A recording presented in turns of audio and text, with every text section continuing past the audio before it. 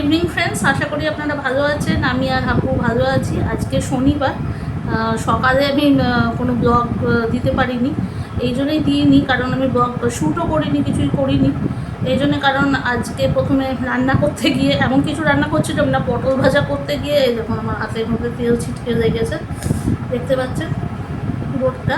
তারপরে আমি ভাগ্যিস পরিষ্কারগুলো পরেনি এই জন্যে, কারণ আমি আমাদের এখানে বাড়িতে একটা ইয়ে ছিল, ক্রিম অলরেডি ছিল, তাও একটু একটু পড়েছে, দেখতেই পাচ্ছেন, এই জন্য দেখাচ্ছি, ওইটা লাগিয়ে দিয়েছিলাম।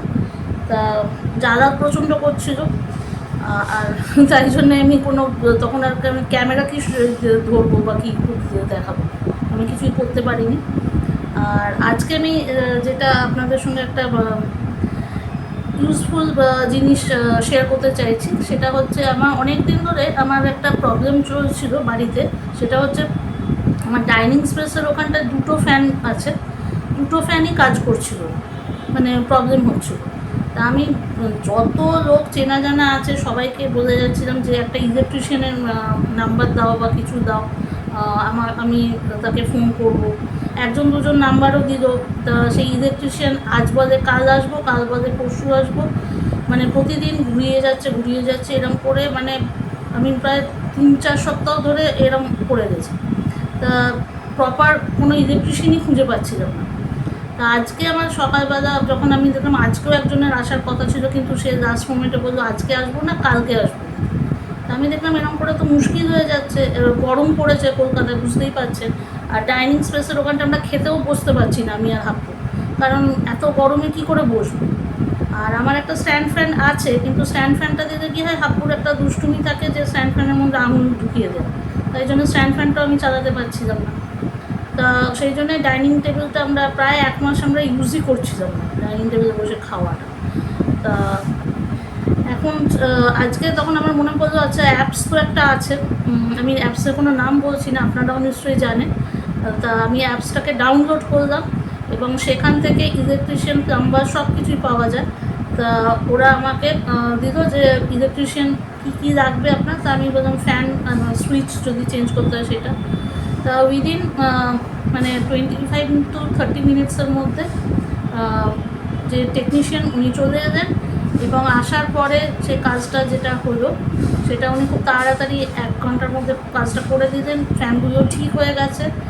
তা আমি তখন ওনাকে জিজ্ঞেস করলাম যে প্লাম্বারও পাওয়া যাবে কি না। তখন বললেন হ্যাঁ, অ্যাপসের মধ্যে আপনি সব কিছু পেয়ে যাবেন, প্লাম্বার, ইলেকট্রিশিয়ান, ওয়াশিং মেশিনের কোনো প্রবলেম হলে বা গিজারের প্রবলেম হলে, তারপরে হচ্ছে এসির প্রবলেম, ওয়াটার ফিল্টারের প্রবলেম, চিমনির প্রবলেম, এনি কাইন্ড অফ কোনো প্রবলেম যদি হয়, ল্যাপটপেরও প্রবলেম হলেও সেটাও ওরা এসে ঠিক করে দেবে।